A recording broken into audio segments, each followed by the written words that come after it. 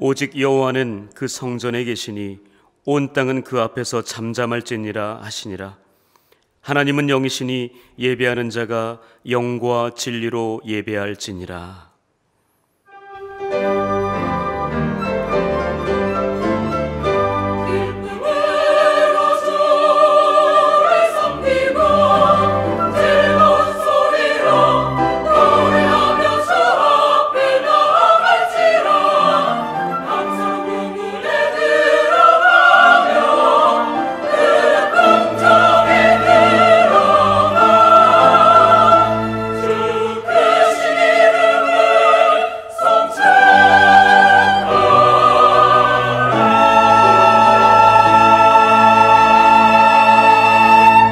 말씀으로 우주 만물을 창조하시고 지혜와 권능으로 이 세상을 통치하시는 하나님, 우리의 마음과 뜻과 정성을 모아 찬양과 경배를 드립니다.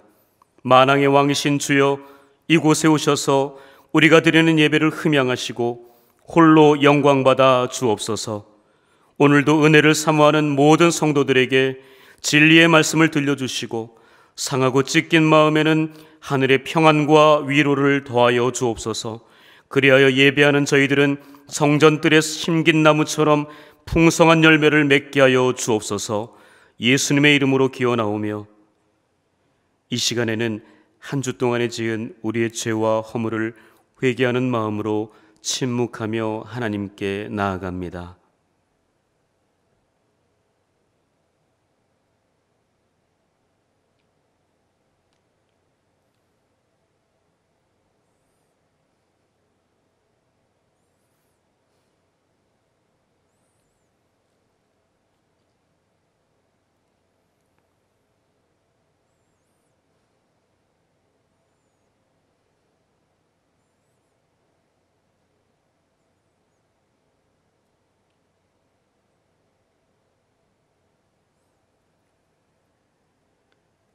회개하는 자에게 주시는 하나님의 말씀이 여기 있습니다. 하나님이 그들이 행한 것, 곧 그 악한 길에서 돌이켜 떠난 것을 보시고 하나님의 뜻을 돌이키사 그들에게 내리리라고 말씀하신 재앙을 내리지 아니하시리라. 아멘.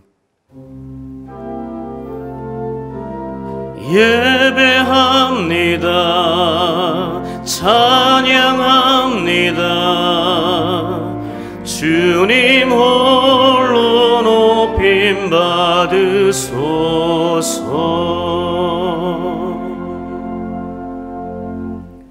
교독문 40번 시편 96편의 말씀을 함께 교독하겠습니다.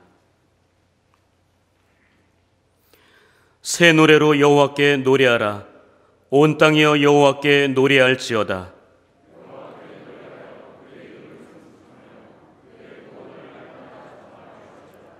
그의 영광을 백성들 가운데에, 그의 기이한 행적을 만민 가운데에 선포할지어다.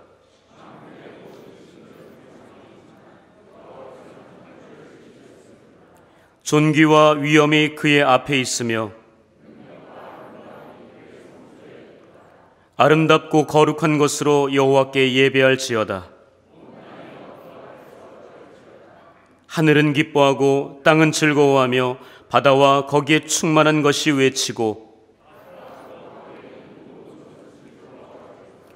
그때 숲의 모든 나무들이 여호와 앞에서 즐거이 노래하리니 그가 의로 세계를 심판하시며 그의 진실하심으로 백성을 심판하시리로다. 다 함께 사도신경으로 우리의 신앙을 고백합니다. 나는 전능하신 아버지 하나님, 천지의 창조주를 믿습니다. 나는 그의 유일하신 아들 우리 주 예수 그리스도를 믿습니다. 그는 성령으로 잉태되어 동정녀 마리아에게서 나시고 본디오 빌라도에게 고난을 받아 십자가에 못 박혀 죽으시고 장사된 지 사흘 만에 죽은 자 가운데서 다시 살아나셨으며 하늘에 오르시어 전능하신 아버지 하나님 우편에 앉아 계시다가 거기로부터 살아있는 자와 죽은 자를 심판하러 오십니다. 나는 성령을 믿으며 거룩한 공교회와 성도의 교제와 죄를 용서받는 것과 몸의 부활과 영생을 믿습니다. 아멘.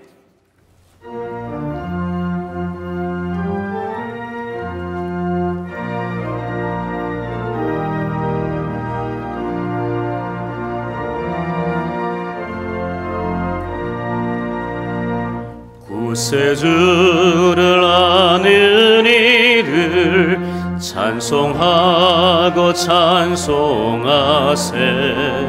마음과 뜻과 힘 다하여 경배드리세. 주를 알지 못한 이들 주가 친히 인도하사 그의 피로 구속하니 찬송 부르세. 약한 사람 도움받아 시험 중에 함께 되니 모든 죄를 이길 힘은 믿음뿐이라.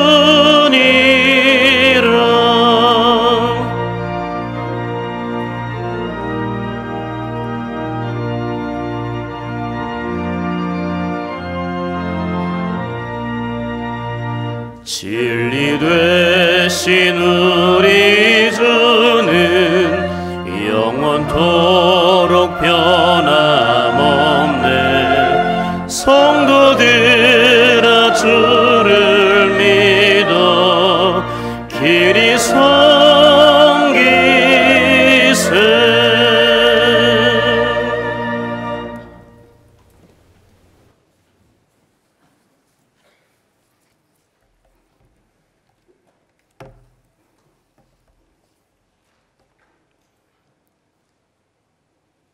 마태복음 5장 38절부터 48절까지 말씀을 봉독하겠습니다.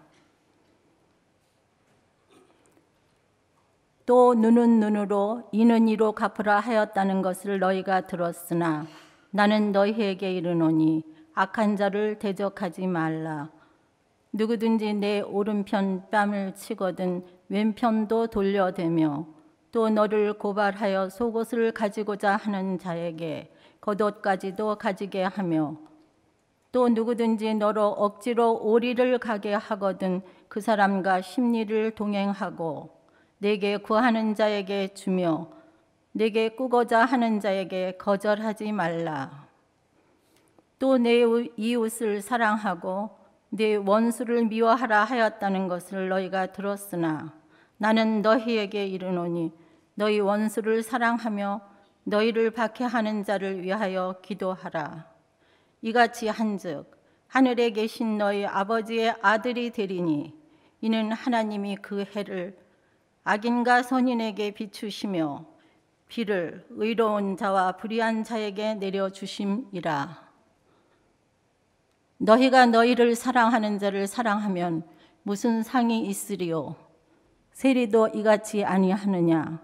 또 너희가 너희 형제에게만 무난하면 남보다 더하는 것이 무엇이냐? 이방인들도 이같이 아니하느냐? 그러므로 하늘에 계신 너희 아버지의 온전하심과 같이 너희도 온전하라. 이는 하나님의 말씀입니다. 아멘.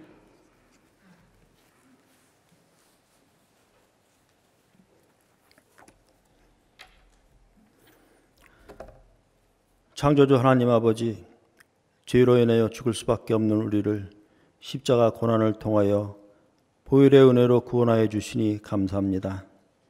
우리를 부활의 소망 가운데 살게 하시니 감사합니다. 하나님이 택하시고 코로나 위험 속에서도 주님의 부름받은 백성으로 안전하게 살게 하다가 주일, 성전과 각자 예배의 자리로 부르시어 하나님과 교제하며 거룩하게 예배드리며 온 정성 다하여 찬양하게 하시니 감사합니다. 영광 받으시옵소서. 주님, 연동의 모든 성도들, 위험하고 불안한 사회를 사는 이웃들에게 평안을 나누며 대한민국 국민으로서 책무를 다하게 하신 것 감사합니다. 주의 몸에 속한 지체들로서의 소중함과 우리 각자가 교회인 것을 깨닫게 하신 것 감사합니다.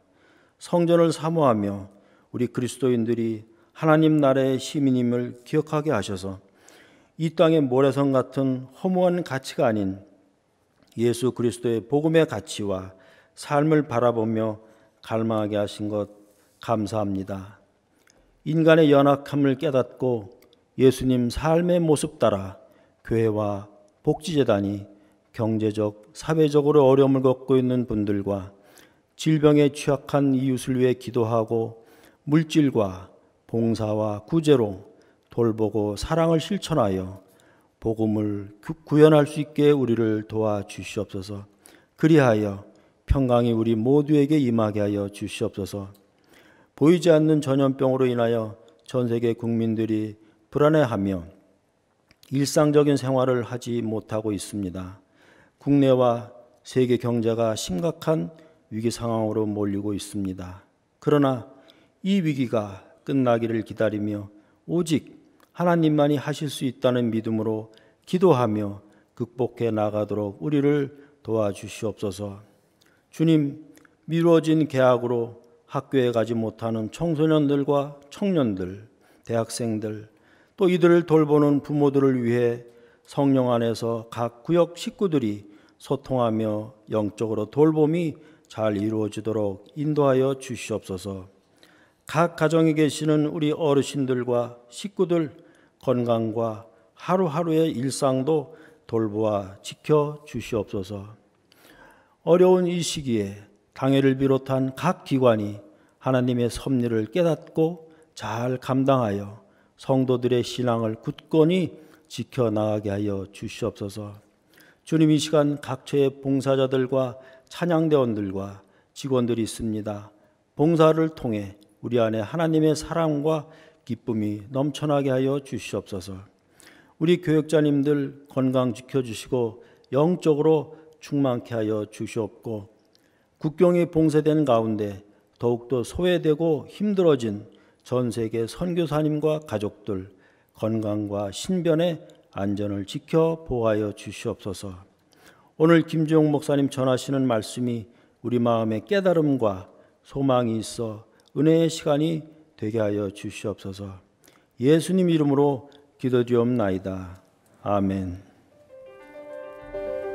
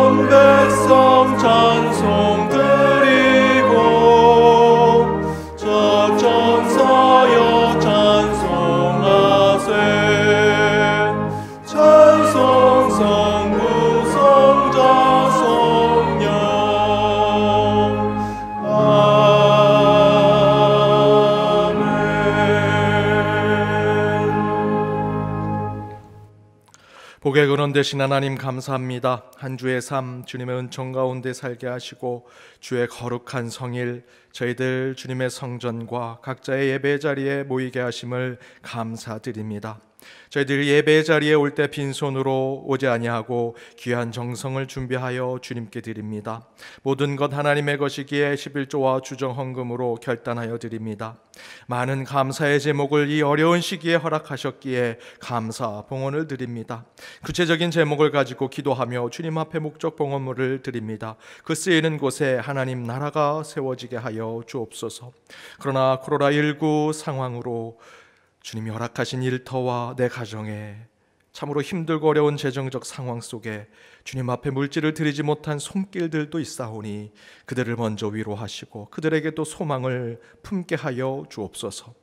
오늘 예배 가운데 걱정과 근심을 가지고 저희들이 이곳에 왔습니다. 그러나 그 모든 걱정과 근심 주님의 십자가 아래 내려놓게 하시고 오늘 말씀을 통해 소망을 얻게 하시며 찬양 부르는 중에 치유를 얻게 하시고 기도 가운데 주님의 음성을 듣게 하여 주옵소서. 예배의 주인 되신 주님을 바라보게 하시며 더욱더 모이는 예배 가운데 하나님의 은총을 힘입어 살아가는 저희 모두가 되게 하여 주옵소서. 이 모든 간구 예수님의 이름으로 봉헌 기도 드립니다. 아멘.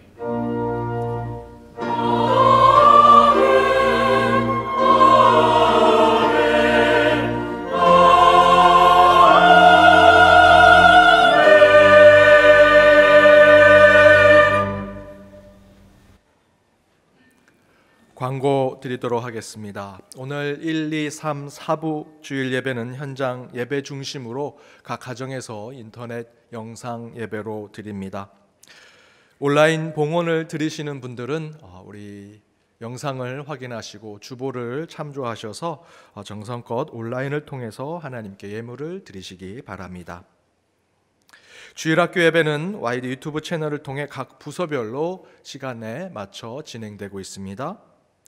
주일 오후 예배, 오늘 주일 오후 예배는 가정 예배로 대체하고 다음 주일부터 주일 오후 예배 재개가 되도록 하겠습니다. 이번 주 수요 기도회 29일 수요 기도회는 현장 예배와 온라인 예배로 함께 병행해서 예배드립니다. 내일 월요일부터 새벽 기도회가 재개됩니다. 오전 5시 30분 본당에서 새벽 기도회 시작합니다. 오늘 모임이 있습니다. 당회 오후 1시 베들레헴 예배실에서, 다음 주일 모임은 재직회가 오후 예배 후에 본당에서 모임을 갖습니다. 새벽기도회 재개함으로 예배일 온가족 새벽기도회도 시작합니다. 5월 2일 토요일 새벽 6시에 모임을 갖습니다. YD 유튜브 채널에 많은 관심과 참여를 부탁드립니다. 주일 예배 실시간 영상 계속해서 방영해드리고 또한 기도 릴레이 업로드되어 있습니다. 함께 코로나19 극복을 위해서 기도해 주시기 바랍니다. 연동의 별이 빛나는 밤에를 통해 우리 성도님들의 간증을 함께 나누고 또 우리 화상을 통해서 영적 교제를 나누시기 바랍니다. 예배와 설교 영상 그리고 온라인 성경 공부가 우리 유튜브에 올라와 있습니다. 많은 참여를 부탁드립니다. 목양위원회 광고입니다. 4월 지역 전체 모임은 영상 예배로 대체합니다. 영상 업로드는 4월 28일 화요일 이후에 업로드하도록 하겠습니다.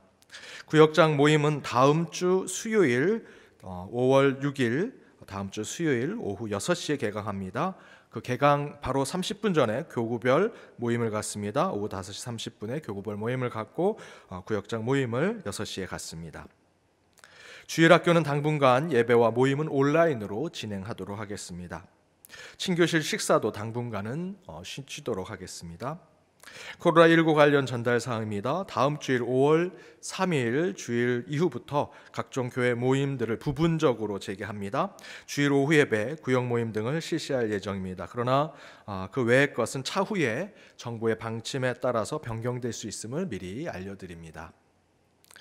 교회 실내 및 가나의 집 방역을 매주 2회씩 실시하고 있습니다. 우리 교회 방역과 성도님들의 건강을 위해 기도를 부탁드립니다. 이번 주 연휴 관계로 5월 3일 주보는 이번 주 화요일 28일에 마감하도록 하겠습니다. 광고 사항 있으면 28일까지 사무처로 연락해 주시기 바랍니다. 오늘 첫 현장 예배인데 혹시 우리 교회 처음 오신 분 계십니까? 새 가족 계십니까? 손들어 표해 주시기 바랍니다. 예, 없으시면 오늘 이렇게 저희들 함께 오랜만에 모였습니다. 우리 옆에 있는 분들과 은혜 받읍시다. 함께 인사하도록 하겠습니다. 은혜 받읍시다. 은혜의 시간 되십시오.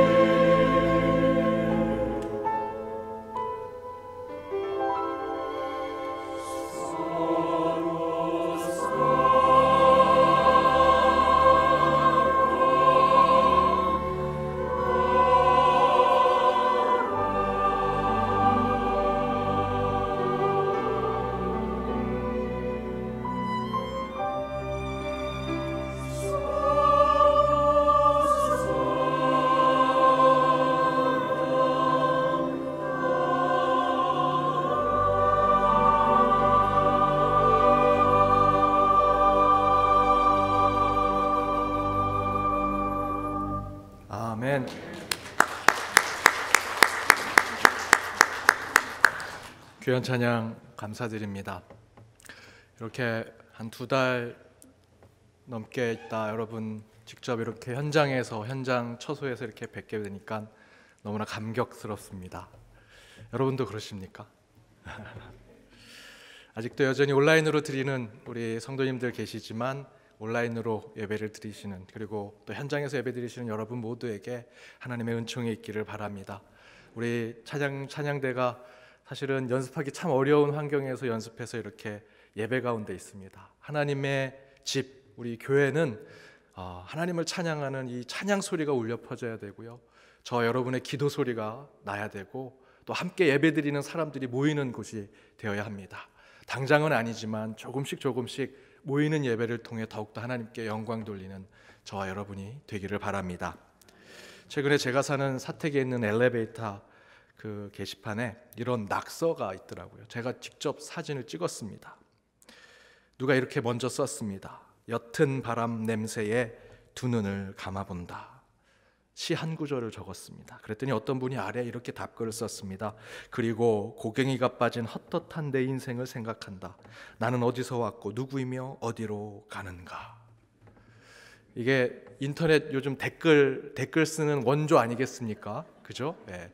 저희들이 이렇게 예전에 담벼락에 이 집 개 조심하시오 하면 너가 더 무서워 뭐 이렇게 낙서하는 것처럼 이게 제 인터넷 댓글 같은 그런 걸로 이렇게 써놨는데, 제가 이걸 읽고 그 밑에다가 어디서 왔고 누구인지를 알고 싶으시면 연동교회 오십시오 라고 쓰려고 했다가 우리 교회 누가 될까봐 쓰지 않았습니다.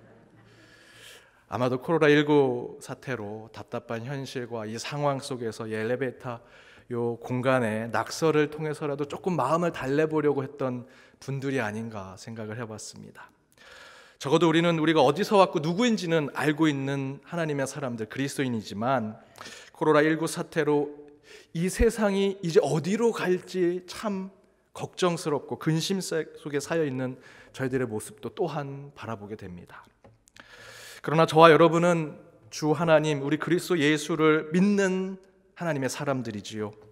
혼돈의 풍랑 속에서 무리를 걸어오신 분이 우리 주님이시고, 공허의 어둠 속에 세상의 빛을 밝히신 분이 우리 하나님이십니다. 우리는 그분을 믿고 살아가죠. 그렇게 주님을 붙들고 이 혼란과 고난의 시대를 신앙으로 이겨내는 저와 여러분이 되기를 주님의 이름으로 축복합니다. 우리 옆에 있는 분들과 이렇게 인사 나누기 원합니다. 신앙으로 이겨냅시다. 신앙으로 이겨냅시다. 신앙으로 이겨냅시다. 마태복음의 말씀 17번째, 사랑은 정의다 라는 제목으로 함께 말씀을 나눠보고자 합니다. 예수님은 다름이라는 경계를 깨셨고, 또한 우리가 가지고 있는 편견과 선입견의 장벽을 무너뜨리신 분이십니다. 정통 유대교 사회에서 유대인과 이방인 사이에 있는 경계를 허무신 분이시고, 철저한 가부장적인 사회에서 가장 두텁게 서 있는 남자와 여자 사이에 있는 장벽을 무너뜨리신 분이십니다. 그리고 그 예수의 정신을 이어받은 경계와 이 장벽을 무너뜨리는 그 예수의 정신을 이어받은 초대교회와 그 사도들은 예루살렘의 경계를 깨고, 그 전통과 관습에 묶여있는 예루살렘의 전통을 깨고 유다와 사마리아와 땅끝까지 이르러 그 예수 복음을 전하는 역할을 했습니다. 신학적으로는 예수님은 지성소와 세상을 갈라놓는, 오직 지성소로만 제사장을 통해 하나님을 만날 수 있었던 것을 예수님의 십자가로, 그분의 죽음으로 그 휘장을 찢으셔서 이제 직접 우리가 하나님을 만날 수 있도록 만들어 주셨습니다. 그 경계를 깨신 거죠. 유대인과 헬라인, 야만인, 지혜자 모두가 예수의 복음을 믿음으로 의롭게 되도록 만들어 주셨습니다. 또한 예수님은 하늘 보좌 버리시고 죽기까지 복종하심으로 하늘에 있는 자, 땅에 있는 자, 땅 아래에 있는 자가 서로 갖고 있는 경계와 그 장벽을 무너뜨리는, 예수의 이름으로 무너뜨리는 역사를 우리에게 보여주셨습니다. 우리 교회 현실로 말씀드리면 이번 선교에 더불어민주당을 찍으신 분들도 계시고 미래통합당을 찍으신 분, 소수당을 찍으신 분들도 계실 것입니다. 교회 안에는 다른 정치적 색깔로 서로 경계와 담장이 있지만 여러분, 그런 색깔로 우리가 서로 나눠줘서는 안 됩니다. 물질로도 지금 이 코로나 사태에 전혀 물질이 부족함 없는 하루하루의 삶을 살아가는 부유한 분들도 계시고, 또한 이 코로나19 사태로 매출이 3분의 1, 4분의 1로 줄고, 또 하루하루 살아가는데 하루 벌어 하루를 먹고 살아가는 성도님들은 가난이라는 것이 지금 우리 현실이 되어가고 있습니다. 그러나 누구는 부자고 누구는 가난하다고 우리 교회 안에서 갈라앉고 차별하고 분리하는 것이 교회가 돼서는 안 된다라는 것이지요. 어린 자녀들이라고 무시해서는 안 됩니다. 기력이 없는 어르신이라고 교회가 멀리해서는 안 됩니다. 병이 있다고 교회 오지 마십시오 라고 해서는 안 됩니다. 오히려 더 찾아가고 격려하는 것이 교회가 되어야지요. 장애 있는 성도님들 위해서는 고개를 숙이고 무릎을 꿇고 손발을 더 움직여서 눈높이를 맞춰주는 것이 교회가 되어야 합니다. 교회는 그런 장벽과 경계가 없어지는 곳입니다. 교회는 예수를 나의 구원자로 고백하는 장벽이 없고 경계가 없는 하나님의 공동체입니다. 그렇다면 여러분, 예수님께서 그 장벽과 경계를 무너뜨리는 방법이 무엇이었습니까? 이미 저와 여러분이 잘 알고 있는 사랑입니다. 하나님의 사랑. 오늘 본문에서도 그런 경계와 장벽을 부수는 것이 사랑임을 이렇게 증거하고 있습니다. 43절과 44절입니다. 함께 읽겠습니다. 또 내 이웃을 사랑하고 내 원수를 미워하라 하였다는 것을 너희가 들었으나 나는 너희에게 이르노니 너희 원수를 사랑하며 너희를 박해하는 자를 위하여 기도하라. 내 가족은 사랑할 수 있지요. 내 이웃까지도 내가 사랑할 수 있습니다. 그러나 원수까지 사랑하는 건 참으로 힘듭니다. 그러나 예수님은 이 세상의 어떤 경계와 장벽이라도 허물고 또한 무너뜨리기 위해서 원수하고 쌓인 그 장벽을, 그 경계를 무너뜨려야 한다라고 말씀하고 계십니다. 그런데 그 방법이 무엇이냐? 오늘 본문에 나와 있는 대로 사랑이라는 것입니다. 원수를 사랑하라. 그런데 여러분, 저와 여러분 솔직하게 원수를 사랑하실 수 있겠습니까? 예수님이면 몰라도, 성인 군자면 몰라도 저와 여러분, 그저 그냥 보통의 삶을 살아가는 저와 여러분이 원수를 사랑할 수 있을까? 불가능한 것 아니겠습니까? 내 부모를 죽인 살인범이 있습니다. 내 앞에 있습니다. 예수님이 원수를 사랑하라고 했으니 당신을 사랑합니다. 할 수 있겠습니까? 내 아내, 내 남편, 내 자녀를 해한 강도가 내 눈앞에 있습니다. 사랑할 수 있겠습니까, 여러분? 어찌 내 삶을 풍비, 박산 만든 그런 사람이 내 앞에 있다면 그를 어떻게 제가 사랑할 수 있을까? 여러분, 사랑할 수 있겠습니까? 제가 지금 이 시간 가장 은혜로운 말, 좋은 말, 지혜의 말씀을 전하는 설교자로 여러분 앞에 서 있지만 아무리 생각해도 여러분, 원수를 사랑합시다 라는 말을 정직하게 하기가 솔직히 너무나 힘듭니다. 여러분 어떠십니까? 제가 원수를 사랑합시다. 성경에 그렇게 써있지 않습니까? 예수님이 그렇게 말씀하지 않으십니까? 원수를 사랑합시다 라고 하는 주제로 설교를 하면 여러분 아멘하고 쉽게 받아들이시겠습니까? 제가 지난주 간음하지 말라는 제목으로 설교할 때 그루밍 목사에 대한 예화를 말씀드렸습니다. 그 그루밍 목사에게 성폭행을 당한 피해자, 그리고 그 피해자의 가족에게 그래도 목사고 교회 안에서 일어난 일인데 용서하고 원수 사랑하듯 우리 사랑합시다 라고 누군가 얘기한다면 여러분, 그게 수용 가능한 말이겠습니까? 그게 정말 원수를 사랑하는 이야기입니까? 가깝게는요, 제가 오늘 이 사랑이라는 주제로 설교를 준비하면서 지난 금요일 저녁에 아내랑 부부싸움을 했습니다. 제 아내가 자꾸 이 설교 때 사생활을 이야기하지 말라고, 본인과 아이들의 프라이버시를 좀 지켜달라고, 하지 말라고 하는데 성도님에게 말씀을 좀 잘 이해시킬 수 있다면, 이해하실 수 있도록 그런 예화를 가져오려고 제가 똑같은 예화 인터넷 찾으면, 책에 찾으면 얼마든지 있습니다. 하지만 살아있는 예화를 말씀드리면 훨씬 잘 이해가 되지 않을까 생각해서 제가 가끔 가족 얘기를 하는데 제 아내가 참 싫어합니다. 아내에게 좀 잘 좀 얘기 좀 해주십시오. 지난 금요일에 어떻게 하면 원수를 사랑할 수 있을까? 도대체 이 말씀이 뭘까? 사랑이라는 게 어떻게 이루어질 수 있을까를 아주 깊이 묵상하고 고민하고 있는데 아주 사소한 일로 제 아내랑 다투게 됐습니다. 부부싸움을 하게 됐습니다. 저는 지금 원수를 사랑합시다 라는 설교를 아주 거룩하고 신성하고 거창한 이유로 대단한 그런 방법으로 설교를 준비하고 있는데 제 옆에 가장 사랑해야 하고 가장 아껴야 할 아내를 원수로 생각하고 다투고 싸우고 있더라는 것입니다.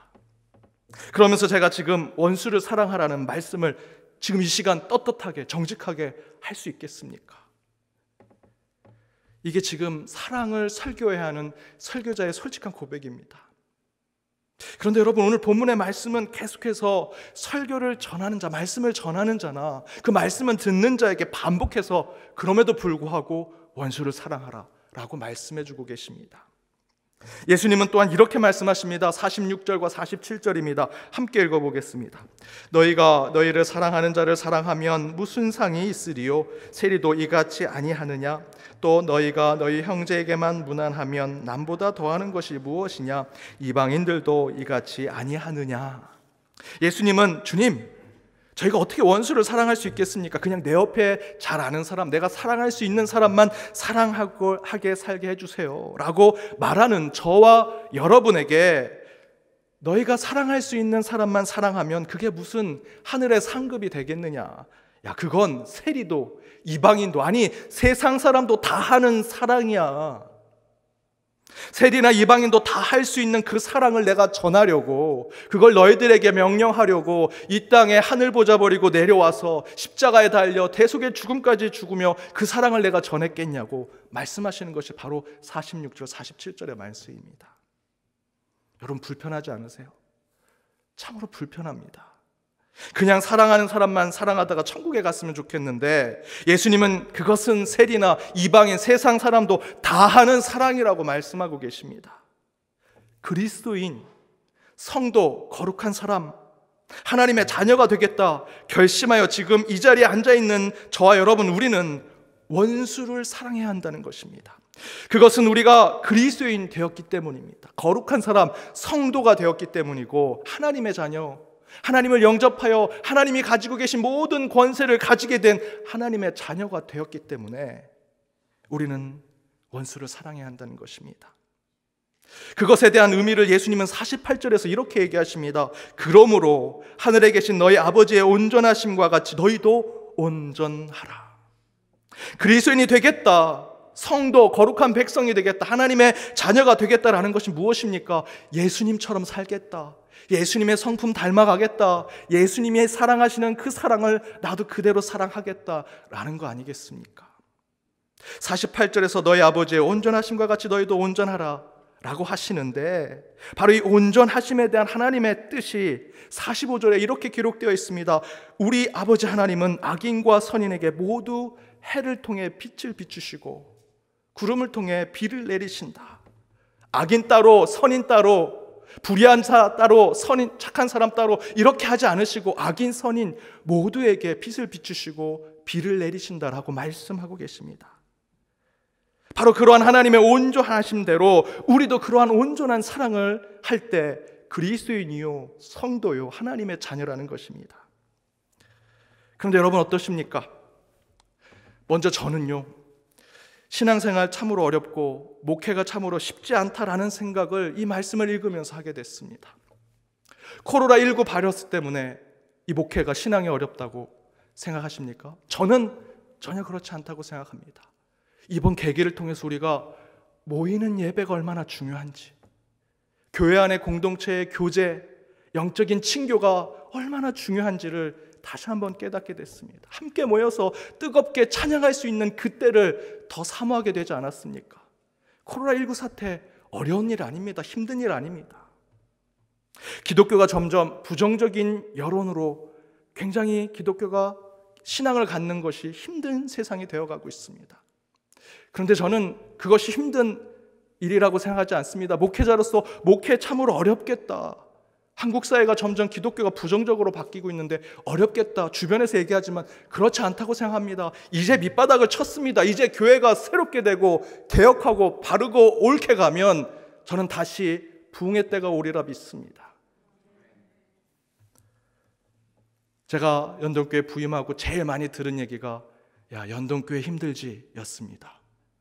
그 얘기 들을 때마다 제가 항상 이렇게 얘기했습니다. 하나도 힘들지 않다고. 저 힘들려고 여기 왔습니다.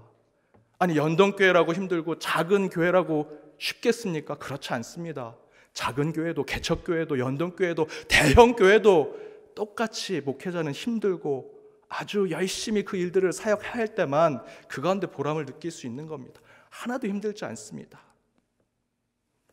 그런데 저는 오늘 말씀을 읽고 제 신앙과 제 목회가 참으로 힘들다라는 생각이 듭니다. 오늘 말씀과처럼 하나님의 온전하심대로 내가 온전해야 한다 라는 것이 내 삶과 피부에 너무나 가깝게 와닿는 것입니다. 그 가운데 거룩한 부담감을 느낍니다. 어떻게 목회자가 될까, 어떤 목사가 될까라고 하는 생각 이전에 내가 어떤 바른 그리스도인이 될까, 하나님의 온전하심대로 바른 성도가 될까, 그 온전하심을 닮을 수 있는 하나님의 거룩한 자녀가 될 수 있을까, 그게 더욱더 힘들고 어렵습니다. 그래서 바로 하늘에 계신 너희 아버지의 온전하심과 같이 너희도 온전하라는 이 표현이 너무도 영적으로 무겁고 진지하고 신중하게 제게는 다가옵니다. 결론적으로 말씀드리면, 주님, 그럴 수 없는데 어떻게 합니까? 이 못난 목사, 원수는커녕 작은 미물도 사랑하지 못하는 존재인데 어떻게 하나님의 온전하심대로 사랑할 수 있겠습니까? 원수까지 사랑할 수 있겠습니까? 그것이 저의 고백입니다. 매일같이 회개하며 기도하고 있습니다. 그런데 그 가운데 우리 주님은 한 가지의 방법의 말씀을 통해 우리의 사랑의 방법을 알려주십니다. 오늘 본문 38절에서 42절입니다. 함께 읽어보겠습니다. 또 눈은 눈으로 이는 이로 갚으라 하였다는 것을 너희가 들었으나 나는 너희에게 이르노니 악한 자를 대적하지 말라. 누구든지 내 오른편 뺨을 치거든 왼편도 돌려대며 또 너를 고발하여 속옷을 가지고자 하는 자에게 겉옷까지도 가지게 하며 또 누구든지 너로 억지로 우리를 가게 하거든 그 사람과 심리를 동행하고 내게 구하는 자에게 주며 내게 끄고자 하는 자에게 거절하지 말라. 이 말씀은 두 개의 큰 구조를 가지고 있습니다. 하나는 세상이 말하는 정의에 대한 구조를 가지고 있고, 또 다른 하나님 말씀, 하나님 나라에 대한 정의가 또한 한 구조로 차지하고 있습니다. 세상에서 말하는 정의는 38절에 나온 대로 눈에는 눈, 이에는 이입니다. 누가 내 눈을 때리면 나도 똑같이 그 사람의 눈을 때려야 하는, 내 이를 하나 부러뜨리면 나도 똑같이 그놈의 이빨을 부러뜨려야 그것이 보복적인 정의로, 세상의 정의로 받아들이는 거죠. 그게 세상에서는 정의라고 얘기합니다. 법대로 하는 것. 그러나 예수님께서 알려주신 하나님 나라의 정의는 조금 다릅니다. 오른뺨을 맞았으면 나도 똑같이 그놈의 오른뺨을 때려야 되는데 예수님은 왼뺨을 대라고 얘기하십니다. 속옷을 가져가면 똑같이 그놈의 속옷을 뺏어와야 되는데 우리 예수님은 겉옷을 주라고 얘기하십니다. 억지로 오리를 가자고 하면 나중에 그놈과 함께 다시 오리를 내가 끌고 가야 되는데 그게 아니라 이제 더 오리를 더가 심리를 가주라고 예수님은 말씀하십니다.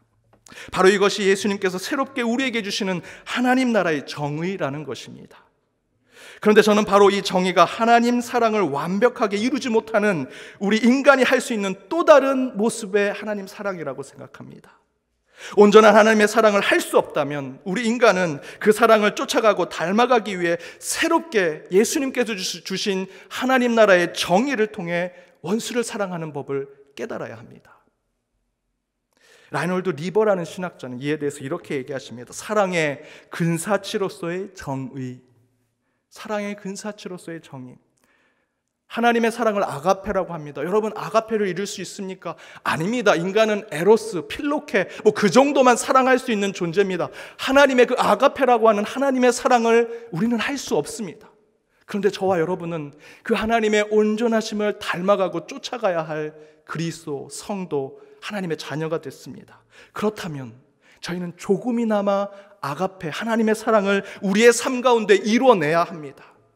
근데 할 수 없기 때문에 우리 예수님은 우리에게 하늘나라의 정의를 알려주셨습니다. 바로 그것을 라이놀드 리버는 사랑의 근사치로서의 정의라고 표현한 것입니다.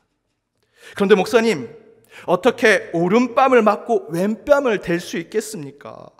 속옷을 빼앗아 갔는데 겉옷까지 주는 것, 억지로 오리를 가자고 하는 것에 심리를 더 가져가는 것이 왜 그게 정의입니까? 라고 물어보실 수 있죠.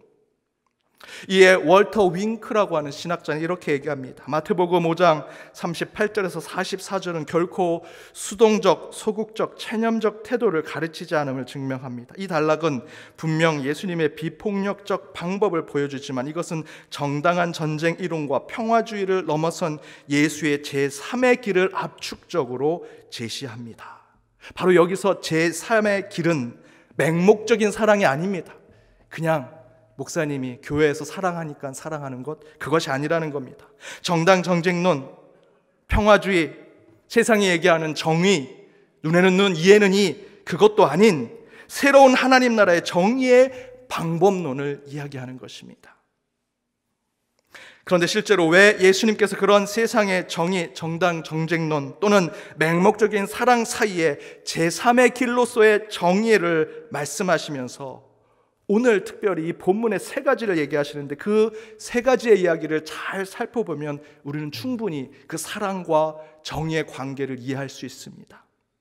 여러분, 그것은 단순히 비폭력적인 평화주의를 얘기하는 것이 아닙니다. 내가 한 대 쳤어? 나 너랑 싸우기 싫어. 한 대 더 때려. 그런 얘기가 아닙니다. 내 속옷 가져갔어? 난 다투기 싫어. 내 겉옷도 가져가. 그런 바보 같은 일을 하라는 게 아닙니다. 날 끌고 오리를 갔어? 난 평화주의자야. 그래, 싸우기 싫으니까 내가 오리 더 가줄게. 그런 얘기가 아닙니다. 그렇다면 이 세 가지의 표현 안에서 우리 예수님께서 우리에게 사랑과 정의의 관계에서 우리에게 알려주시려고 하는 본뜻은 무엇일까? 39절을 보시면 당시 오른뺨을 맞는 것은 하인이 또는 노예가 잘못했을 때 주인이 체벌하는 방법 중에 하나였습니다. 당시 역사적 배경에는 그런 것이 있었습니다. 주인이 오른 손등을 가지고, 손바닥이 아닙니다, 손등을 가지고 노예나 하인의 오른뺨을 찰싹 따귀를 때리듯 때리는 것을 얘기합니다. 그런데 지금 오늘 본문에 나온 것은 하인이나 노예가 잘못했을 때 체벌할 때 때리는 것이 아니라 그냥 때리는 겁니다. 수치를 느끼게 하기 위해, 모욕을 주기 위해서. 우리 옛날에 조선시대에도 양반이 자기들 노예와 하인들, 쌍놈이라고 하는 그 사람들을 데리고 아무 이유 없이 매질을 했다고 합니다. 왜 매질을 했습니까? 너희는 내가 때리면 죽어야 될 사람들이야. 너희는 내 밑에 있는 사람, 나한테 지배받고 있는 사람들이야. 그것을 깨닫게 하기 위해서 아무 이유 없이 매질을 매번 했다고 합니다. 바로 그것을 나타내는 것이 39절 말씀입니다. 잘못이 있어서 때리는 게 아닙니다. 모욕을 주고 수치를 주면서 너는 내 말만 들어야 돼. 넌 내가 죽으라고 하면 죽어야 돼 하는 것을 보여주는 것입니다. 뺨을 때린 사람은 우월한 자들이죠. 주인, 남자, 어른, 종교 지도자, 당시 유대 사회를 말하는 것입니다. 뺨을 맞는 사람들은 열등한 자들입니다. 노예, 여자, 어린이, 이방인들을 말하죠. 어떤 합리적이고 논리적인 이유와 의미에 있어서 우열을 가린 것이 아니라 그냥 세상에서 힘세고 목소리 큰 사람들이 만든 우열과 계급에 따라 누구는 뺨을 맞고 누구는 뺨을 때리는 시대였다라는 것입니다. 그런데 바로 이 사회적 구조와 상황 속에서 예수님의 정의는 힘 있는 사람이 와서 뺨을 때리면 너도 가서 뺨을 때려라 라고 하는 세상적인 보복적 정의를 얘기하는 것이 아니라 내 뺨을 때린 원수를 사랑하긴 참으로 힘들고 어렵지만 그래도 그를 사랑하기 위해서는 왼뺨을 대라 라고 말씀하십니다. 여기서 왼뺨을 대는 것은 오른뺨은 당신이 나를 업신여기고 무시해서 나를 마음대로 때렸지만 왼뺨을 때릴 때는 그렇게 할 수 없습니다. 이제 내 허락을 받아야 하고 내가 또 맞아야 한다면 당신이 나를 때리는 이유와 그 뜻을 저는 이제 알아야겠습니다. 그런 뜻에서 왼뺨을 대는 것입니다. 오른뺨은 수동적이고 무력하며 소극적이고 체념적인 것에 대한 인간의 모습을 상징합니다. 그러나 왼뺨은 자기의 권리, 인간 존재의 의미를 회복하는 능동성과 적극성을 상징하는 것이죠. 이에 대해서 톰 라이트라고 하는 신약학자는 똑같이 때리면 악순환만 나을 뿐입니다. 다른 뺨도 된다는 것은 이런 뜻입니다. 원한다면 나를 다시 때려도 좋습니다. 하지만 이번에는 나를 열등하게 봐서가 아니라 대등하게 보고 때려야 합니다. 40절의 속옷 겉옷에 대한 이야기도 41절의 오리를 가고 심리를 가는 이야기도 같은 의미를 가지고 있습니다. 특별히 41절에 오리를 가자고 하는 이야기에서도 이것도 역사 배경적인 것을 가지고 있습니다. 당시 로마 제국이 이스라엘 나라를 지배하고 있었습니다. 그 가운데 합법적인 법률 중에 하나가 뭐냐면 로마 군인이 이스라엘 땅에 그들이 지배하고 있는 식민지의 한 마을에 그 사람들을 일부 착출해가지고 아주 무거운 군사 물품들을 그들의 어깨에 짊어지게 하고 오리를 가게 하는 것입니다. 1.5km 정도, 1마일 정도 가게 하는 것이 합법적인 법이었습니다. 그래서 군인들은 그냥 걸어가고 그 동네에 있는 사람들이 그 물건들을 짊어지고 가는 일들이 있었습니다. 바로 그것을 얘기하는 것이 이 오리와 심리를 가는 예화입니다. 그런데 여기에 보시면 41절에 예수님이 억지로라고 하는 표현을 쓰시죠. 합법적인 겁니다. 문제가 될 일이 아닙니다. 그런데 예수님은 그것이 억지였다라고 얘기합니다. 어찌되었든 예수님은 오리를 가자고 하면 심리를 같이 가주라고 얘기하십니다. 그 원수 같은 로마 군인들의 명령도 치가 떨리고 화가 나는데 예수님은 도리어 그들의 말도 안 되는 명령에 야, 오리 더 가줘 라고 얘기하십니다. 정의와 폭력으로 세상을 바꾸려고 예수님의 제자가 된 가룟 유다, 열심당이었던 시몬, 그리고 베드로까지도 몇 명의 제자들이 예수님이 그렇게 얘기하신 것이 도저히 이해가 되지 않았을 것입니다. 로마 군인이 오리 가자고 하면 그것은 악법과 같은 것인데 내 칼을 들고 그 로마 군인과 싸워야지 어떻게 오리 가자고 하는데 심리를 더 가질 수 있느냐, 이런 생각을 했겠죠. 그러나 예수님은 오리를 억지로 가게 되면 다음에 심리는 기쁨으로 가라고 얘기합니다. 오리를 갈 때는 악법이지만 그 원수 같은 사람의 명령에 따라서 가지만 그 다음 오리는 하나님의 사랑으로 축복된 마음으로 자원하는 마음으로 가라고 예수님은 말씀하십니다. 그것은 원수의 폭력과 불의에 맞서 예수님께서 전해주시는 하늘나라의 정의입니다. 또 다른 원수를 사랑할 수 있는 하나님 방법이기도 하죠. 저와 여러분은 완벽한 사랑을 할 수 없습니다. 그러나 그 사랑을 하기 위해서는 하나님께서 우리에게 주신 정의의 방법대로 그 원수를 대하면 그 가운데 하나님의 사랑을 경험할 수 있습니다. 한 젊은 집사님이 계셨습니다. 지방에 몇 년 동안 파견을 가게 됐습니다. 꽤 외진 곳이었습니다. 그 회사 직원들만 있는 곳이었습니다. 그래서 그 직원들과의 관계를 잘해보려고 했는데 본인의 직속 상관이 굉장히 비인격적인 사람이었습니다. 아주 나쁜 사람, 평이 안 좋은 사람이었습니다. 아니나 다를까 직속 상관인이 자신을 너무나 괴롭히는 겁니다. 특별히 교회에 다닌다는 이유로, 그리스도인이란 이유로 더 괴롭히는 겁니다. 난 교회 다닌 사람이 제일 싫다고 하면서 힘들게 하는 겁니다. 계속해서 괴롭히고 부당 대우를 하니 이 집사님이 본사에 투고를 하고 편지를 썼습니다.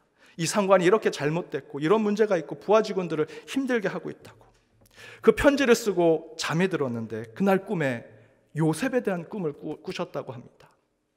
요셉 여러분 잘 알고 계시지 않습니까? 온갖 억울하고 속상한 일을 겪었음에도 불구하고 요셉의 형들은 요셉을 팔아먹었습니다.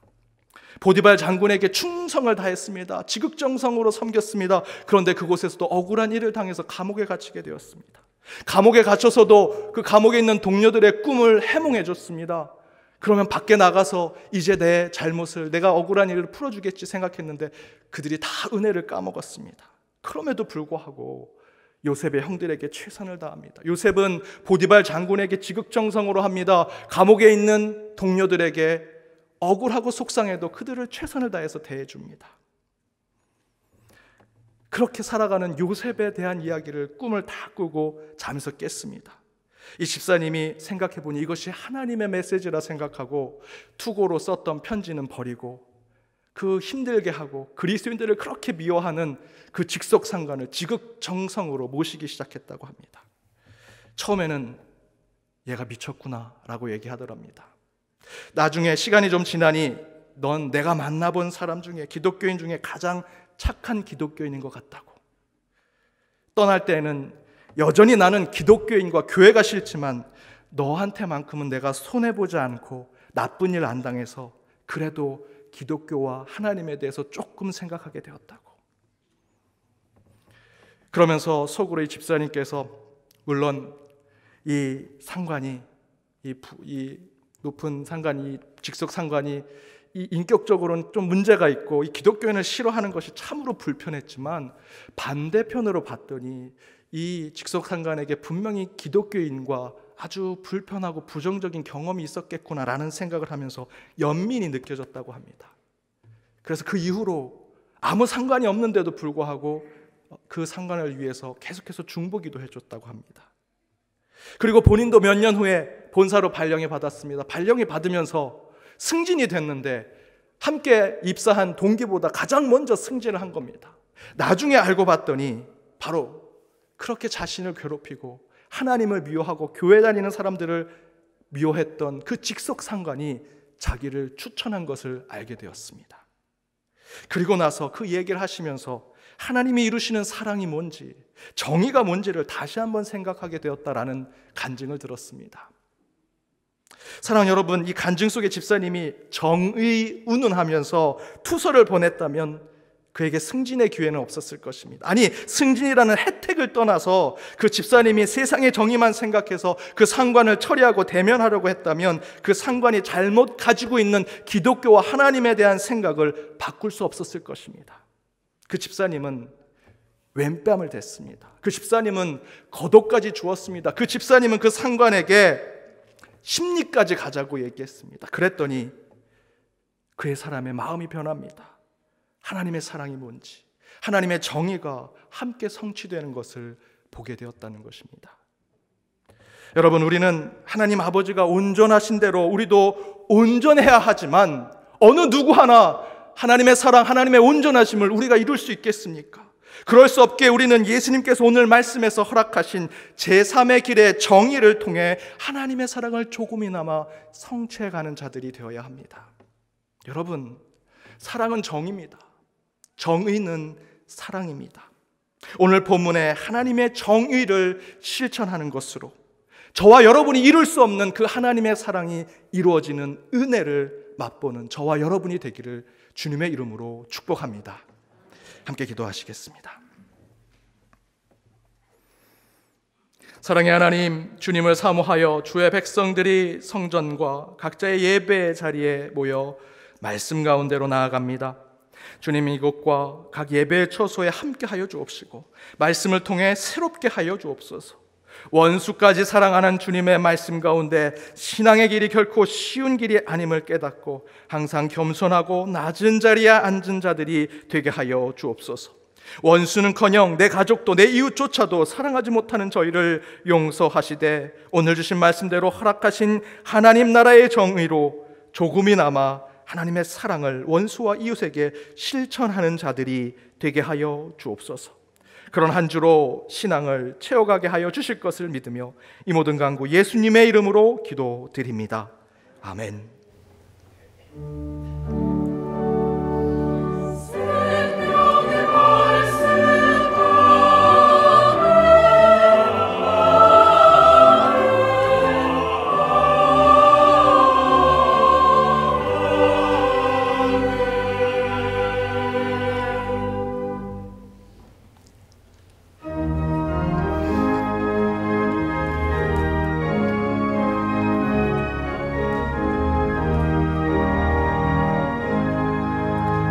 흑암에 사는 백성들을 보라. 수많은 심령 멸망하겠네.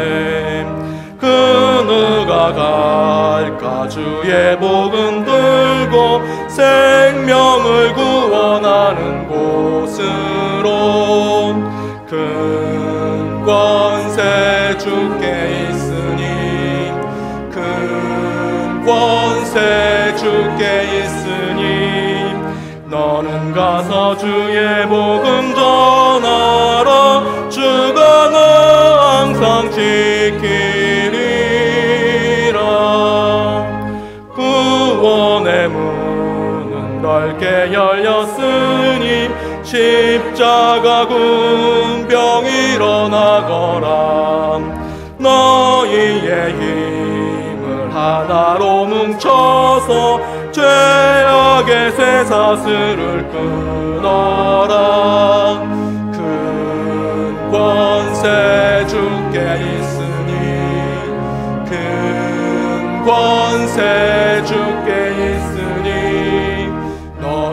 가서 주의 복음 전하라. 주가 너 항상 지키리라.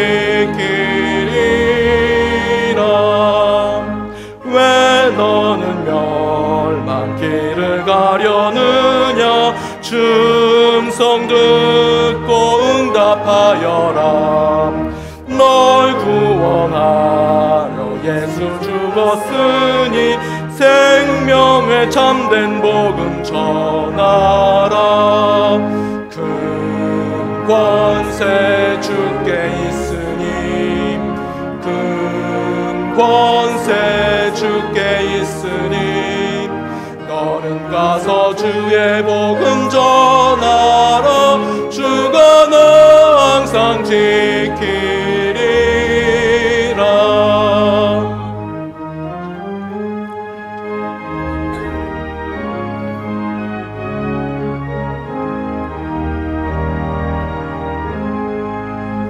온 천하 만민 승리의 그날에 영광과 찬송 주께 드리네. 속죄함이 구원 받았으니 기쁘게 할렐루야 부르세. 큰 권세 주께 있으니 큰 권세 주께 있으니 너는 가서 주의 복음 전하라. 주가 너 항상 지키리라.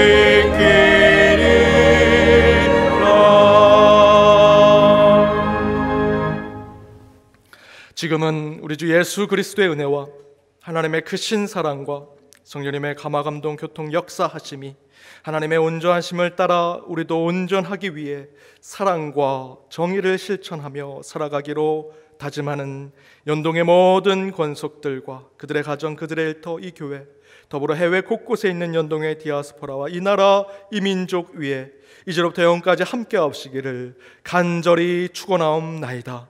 아멘.